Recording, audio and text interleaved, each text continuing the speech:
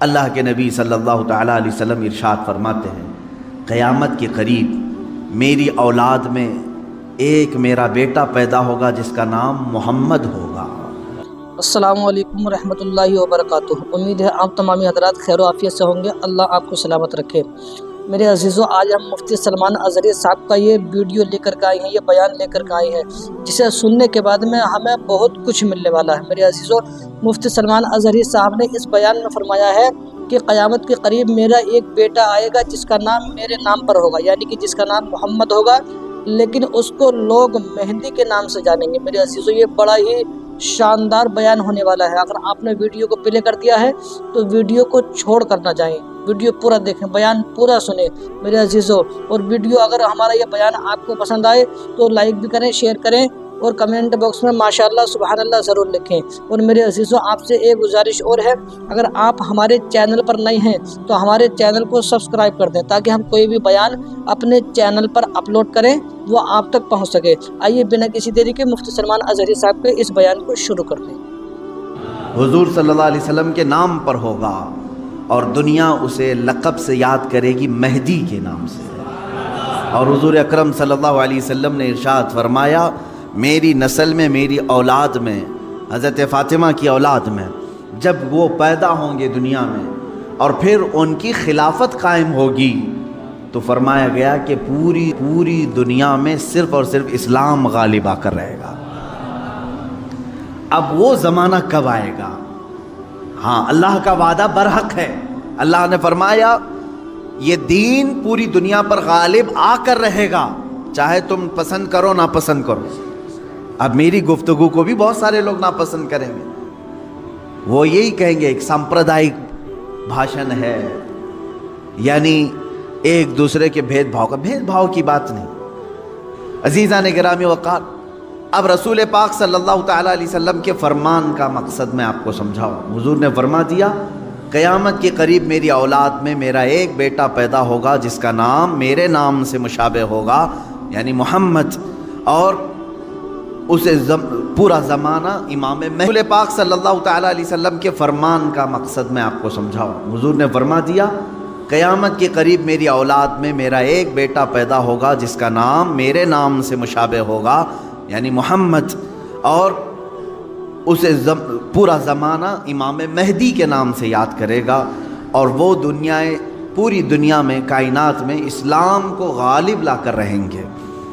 اسی زمانے میں عیسیٰ علیہ السلام کا نزول بھی ہوگا۔ حضرت عیسیٰ علیہ السلام آسمانوں پر آج بھی باحیات ہیں، یہ ہمارا عقیدہ ہے سارے مسلمانوں کا۔ امام مہدی کے زمانے میں عیسیٰ علیہ السلام اتریں گے۔ یہ کون سا علاقہ ہوگا، اس کے متعلق حدیثیں ہیں۔ حضرت امام مہدی کا جو ظہور ہے یہ کب پیدا ہوں گے یہ نہیں معلوم، ظاہر ہوں گے، یہ پیدا ہو چکے ہوں گے، آج بھی ہو سکتا ہے، ممکن ہے، پاسبل ہے۔ جب ان کی عمر پاک 30-40 سال کے آس پاس ہوگی اور یہ مکہ مکرمہ میں خانہ کعبہ کے طواف کے دوران ایک لشکر آئے گا جو خانہ کعبہ کو ڈھانے کی کوشش کرے گا، حملہ کرے گا، اور حضرت امام مہدی دعا کریں گے۔ آپ کی دعا کی بدولت اللہ تعالیٰ اس آئے ہوئے لشکر کو زمین میں دھنسا دے گا۔ لوگ اسی دن پہچان لیں گے اور ان کے ہاتھ پر خانہ کعبہ کے سامنے بیعت کریں گے۔ اب یہاں سے امام مہدی کا ظہور ہوگا، لیکن اتنا آسان نہیں ہے کہ سب مہدی مہدی کرتے ہوئے ان کے پیچھے چل پڑیں گے، بلکہ ان کے جانی دشمن بن جائیں گے وہاں کچھ لوگ جو ان کو قتل کرنے کی یا ہلاک کرنے کی کوشش کریں گے۔ امام مہدی اپنے متبعین کو لے کر ملک شام کی طرف چلے جائیں گے۔ اب ملک شام وہ ہے جس زمین کو میرے آقا صلی اللہ تعالیٰ علیہ وسلم نے ارشاد فرمایا یہ حشر کی زمین ہے، یہ حشر کی زمین ہے، سارے لوگ ہانکتے ہوئے ادھر ہی لے جائے جائیں گے۔ آج شام سے سب بھاگ رہے ہیں، بمباری ہو رہی ہے، لیکن میرے آقا نے فرمایا ایک زمانہ ایسا آئے گا کہ سب ہجرت کر کے ملک شام کی طرف جا رہے ہوں گے، سب جمع ہو رہے ہوں گے، ملک شام جمع ہو رہے ہوں گے، اور وہاں امام مہدی پہنچیں گے، اور وہاں آپ کی خلافت قائم ہوگی، اور عدل و انصاف اس قدر ہوگا کہ پھر وہ زمانہ آئے گا کہ شیر اور بکری ایک ساتھ چر رہے ہوں گے۔ کوئی ایک دوسرے پر حملہ نہیں کرے گا، اتنا امن قائم ہوگا۔ یہ رسول پاک صلی اللہ علیہ وسلم کی احادیث میں ہے۔ اب امام مہدی کی امامت کے دوران وہ فجر کا وقت ہوگا جب حضرت عیسیٰ علیہ السلام آسمان سے اتریں گے اور جماعت کھڑی ہونے والی ہوگی، قائم ہونے والی ہوگی۔ حضرت عیسیٰ علیہ السلام ایسے اتریں گے جیسے ان کے جسم پر نہائے ہوئے قطرے ٹپک رہے ہوں۔ آپ کو حضرت امام مہدی پہچانیں گے اور آپ کو لا کر کے مصلی کی طرف بڑھائیں گے۔ نبی اللہ ہیں، روح اللہ ہیں، عیسیٰ ابن مریم سلام اللہ علیہ، قرآن پاک میں جن کے تذکرے ہیں وہ کوئی ایک دوسرے پر حملہ نہیں کرے گا، اتنا امن قائم ہوگا۔ یہ رسول پاک صلی اللہ علیہ وسلم کی احادیث میں ہے۔ اب امام مہدی کی امامت کے دوران وہ فجر کا وقت ہوگا جب حضرت عیسیٰ علیہ السلام آسمان سے اتریں گے اور جماعت کھڑی ہونے والی ہوگی، قائم ہونے والی ہوگی۔ حضرت عیسیٰ علیہ السلام ایسے اتریں گے جیسے ان کے جسم پر نہائے ہوئے قطرے ٹپک رہے ہوں۔ آپ کو حضرت امام مہدی پہچانیں گے اور آپ کو لا کر کے مصلی کی طرف بڑھائیں گے۔ نبی اللہ ہیں، روح اللہ ہیں، عیسیٰ ابن مریم سلام اللہ علیہ، قرآن پاک میں جن کے تذکرے ہیں وہ اللہ تبارک و تعالیٰ کی نشانیوں میں سے ایک نشانی ہے، وہ عیسیٰ آئیں گے۔ اب وہ نبی جب امام مہدی ان کو آگے بڑھائیں گے، حضرت عیسیٰ علیہ السلام امامت کے لیے آگے نہیں بڑھیں گے اور کیا فرمائیں گے؟ ارشاد فرمائیں گے کہ یہ مصلی امامت امت محمدیہ کا حق ہے، آپ امت مصطفیٰ ہیں، آپ امامت کریں، ہم مقتدی بنتے ہیں۔ اللہ اکبر، رسول پاک صلی اللہ علیہ وسلم کے مقتدی بنے سارے انبیاء، یہ تو معلوم ہے، لیکن رسول کی ایک امتی کے مقتدی بھی عیسیٰ علیہ السلام بن رہے ہیں۔ میرے عزیزو، یہاں نبوت کا درجہ گھٹانا مقصد نہیں ہے، بلکہ یہاں امت مصطفیٰ کی فضیلت بتانا ہے۔ امام مہدی کی امامت ہوگی، اس کے بعد پھر جو دنیا میں حالات ہوں گے وہ کیا ہوں گے؟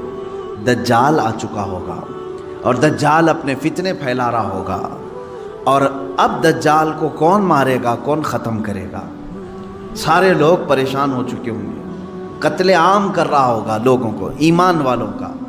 جو اسے خدا کہے اسے چھوڑ دے، اور جو اسے خدا نہ مانے اسے دونوں پیر پکڑ کر چیر دے یا گرم کھولتے ہوئے تیل میں ڈال دے، ظلم و ستم کی حد کر دے گا۔ کچھ لوگ ڈر کر کے کفر کر دیں گے، شرک میں مبتلا ہو جائیں گے، اور کچھ ایمان پر قائم رہیں گے، لیکن یہ زمانہ زیادہ دن تک نہیں چلے گا۔ حضرت عیسیٰ علیہ الصلاۃ والتسلیم کے نزول کے بعد عیسیٰ علیہ السلام کی جہاں تک خوشبو جائے گی یا ہوا انہیں مس کر کے نکل رہی ہوگی، تو وہ ہوا دجال کو جیسے لگے گی وہ پگھلتا جائے گا، جیسے موم آگ کی گرمی سے پگھلتا ہے۔ دجال عیسیٰ علیہ الصلاۃ والتسلیم کی دوری کی ہوا سے ہی پگھل رہا ہوگا، یہاں تک کہ مقام لد ایک جگہ ہے، اسرائیل میں ہے وہ آج، اور دنیا کا بڑا ایئرپورٹ انہوں نے وہاں پر بنایا ہے، مقام لد کا ایئرپورٹ بھی بنا ہوا ہے۔ اور حدیث پاک میں ہے عیسیٰ علیہ السلام مقام لد پہ اس کو اپنے تیر سے نشانہ بنائیں گے اور قتل کر دیں گے، اور امت مصطفیٰ کا یہ آخری فتنہ بھی ختم ہو جائے گا۔ اب اس کے بعد کیا ہوگا؟ وہی آیت جو میں نے تلاوت کیا، اللہ نے فرمایا هو الذی ارسل رسولہ بالہدی ودین الحق لیظہرہ علی الدین کلہ، وہ اللہ ہے جس نے اپنے رسول کو دنیا میں بھیجا ہے ہدایت کے ساتھ اور دین حق کے ساتھ، اس لیے کہ اس رسول کا دین پوری دنیا پر غالب آ کر رہے۔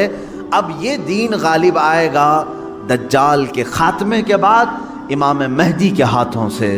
ہر ملک یا ہر سلطنت جہاں کہیں تخت ہوگا وہاں پرچم صرف اسلام کا لہرا رہا ہوگا۔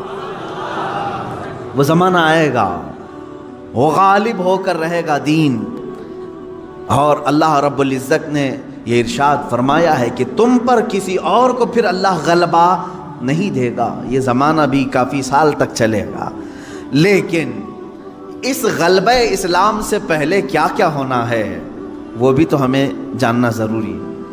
آج کے وہی حالات ہیں جو مجھے اس گفتگو پر آمادہ کر رہے ہیں۔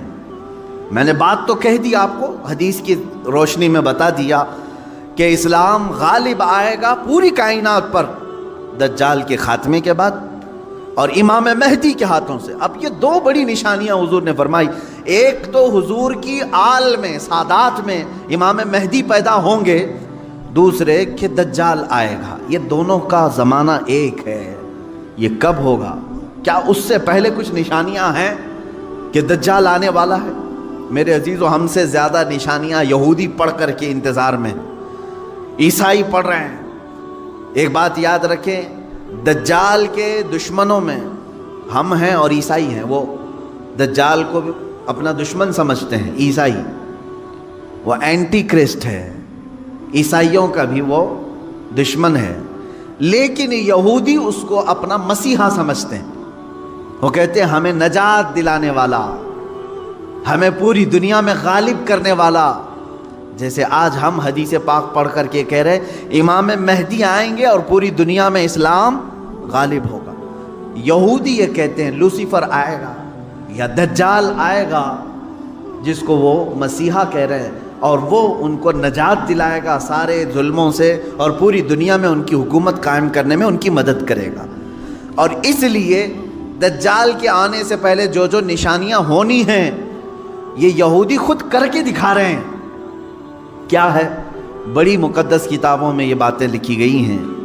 دیکھنا دجال کے آنے سے پہلے دنیا میں ایک بڑی علامت یہ ظاہر ہوگی کہ دنیا حق کو باطل بنا کر پیش کرے گی اور باطل کو حق بنا کر پیش کرے گی۔ یہ ہے آج، سچ کو جھوٹ میں تبدیل کر کے دکھا دیا جائے، شعبدہ بازی، اور اچھے خاصے لوگ بھی، پڑھے لکھے لوگ بھی اس کو جھوٹ سمجھنے لگ جائیں، یعنی سچ کو جھوٹ بنانا اور جھوٹ بات کو سچ سمجھانا۔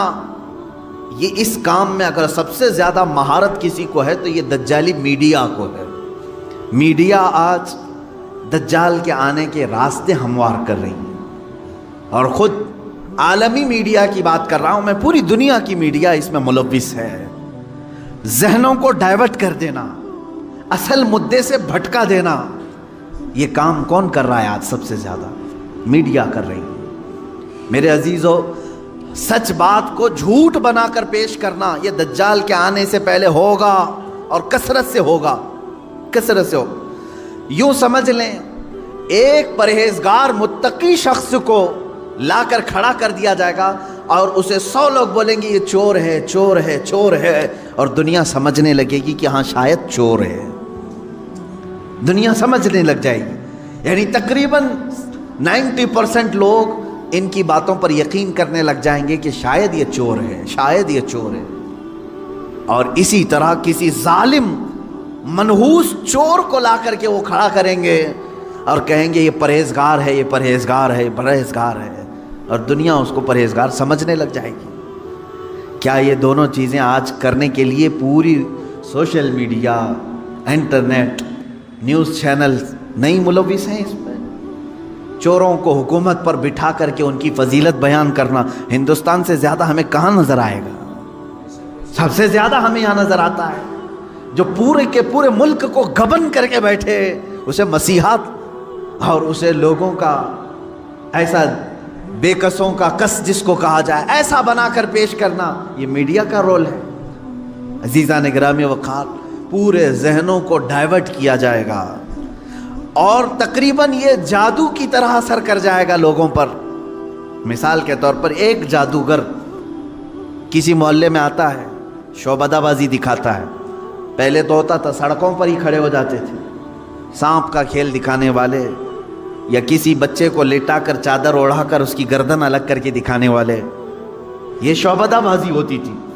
لیکن ایک بات یاد رکھیں، لوگ گھیرا ڈال کر دیکھتے تو ہیں، اس میں 90% لوگ صحیح سمجھ لیتے تھے، جبکہ وہ آنکھوں کا دھوکہ ہے۔ بہت ساری چیزیں اتنے شارپ طریقے سے وہ جادوگر کر کے دکھاتا ہے کہ تمہاری آنکھوں کو دھوکہ ہوتا ہے۔ لیکن میرے عزیزو، اسی مجمع میں 5 یا 10% ایسے لوگ بھی ہوتے ہیں جو اس کے ان کاموں پر یقین نہیں کرتے۔ ہے ہر زمانے میں جہاں پر بھی جو جادو دکھا رہا ہے اس کے مجمع میں پورے 100% لوگ یقین کرنے والے نہیں ہوتے، چند لوگوں کے دلوں میں شک ہوتا ہے کچھ تو اس نے گڑبڑ کیا ہے۔ اب یہ وہ لوگ ہوتے ہیں جن کی عقل سلیم ہوتی ہے اور دل پاک ہوتا ہے، ان کے اوپر جلدی جادو اثر نہیں کرتا۔ اسی طرح میرے عزیزو آج کے زمانے میں یہ جو دجالی نظام قائم ہے، اس کا اثر بھی بھولے بھالے لوگوں میں تقریباً ہو جاتا ہے، لیکن سلیم فطرت والے جو عقل سلیم رکھتے ہیں ان پر ان کا جادو اثر نہیں کرے گا۔ اب آپ سب کو میں پہلے سے آگاہ کر رہا ہوں، اپنے ذہن کو اپنے عقل کو سلیم بنا کر کے رکھو۔ یہ کیسے رہے گا؟ اللہ کی باتوں پر یقین رکھو، اور اس کے علاوہ جو بھی کہے گا، اللہ اس کے رسول کے علاوہ جو بھی کہے گا وہ سچ بھی ہو سکتا ہے، جھوٹ بھی ہو سکتا ہے، مگر میرے مولا کے قول میں جھوٹ کی طرف شائبہ بھی نہیں، سچ ہی ہوگا۔ جب تمہارے ذہنوں میں یہ بات آئے گی تو پھر تم دنیا کو 100% ایمان لانے والے، یقین کرنے والے نہیں رہیں گے۔ آج دیکھ رہے ہیں آپ، میں مسلسل پچھلے ایک ہفتے سے دیکھ رہا ہوں، فرانس میں جو گستاخی ہوئی اور اس کے پاداش میں جو کچھ بھی حالات ہوئے سب کو معلوم ہے۔ فرانس میں جو کچھ ہوا اس پر ڈیبیٹ انڈیا میں بھی چل رہا ہے، ہندوستان کے ہر نیوز اینکر اس کو لے کر کے گرما گرم بحث کر رہے ہیں، اور کچھ ایسے لوگوں کو لا کر بٹھایا جاتا ہے، مجھے ان کے بارے میں معلوم نہیں وہ پیڈ ہوتے ہیں یا بکے ہوئے ہوتے ہیں، یا ان کو اسکرپٹ یعنی سکھائی جاتی ہیں، لکھ کر کے دیے جاتے، پتہ نہیں کون لوگ بیٹھتے ہیں۔ آپ کو عام لوگ ہیں آپ، مجھے معلوم ہے، لیکن میں آپ کے سامنے گفتگو کر رہا ہوں، سنیے۔ ایک اسکول کا ٹیچر بلیک بورڈ پر کارٹون بناتا ہے رسول پاک صلی اللہ علیہ وسلم کا، اس کی شکایت بھی ہوتی رہی لیکن وہ باز نہیں آیا، اور اسی علاقے کا کوئی ایک نوجوان اس سے برداشت نہیں ہوا، اس نے جا کر کے اس کا سر قلم کر دیا۔ یہ ہے، معلوم ہے آپ کو، یہ رپورٹ ہے، آپ کو معلوم ہے۔ اس نے سر قلم کر دیا، وہ اس کا اپنا پرسنلی معاملہ تھا، عبداللہ شیشانی جو بھی ہے۔ اب اس کو کیا چھوڑ دیا؟ لوگوں نے چھوڑ دیا عبداللہ کو، بلکہ اسی وقت گولیوں سے بھون دیا فرانس کی پولیس نے، ختم کر دیا۔ دونوں ختم ہو گئے، جن کے دونوں کے معاملات تھے وہ چلے گئے۔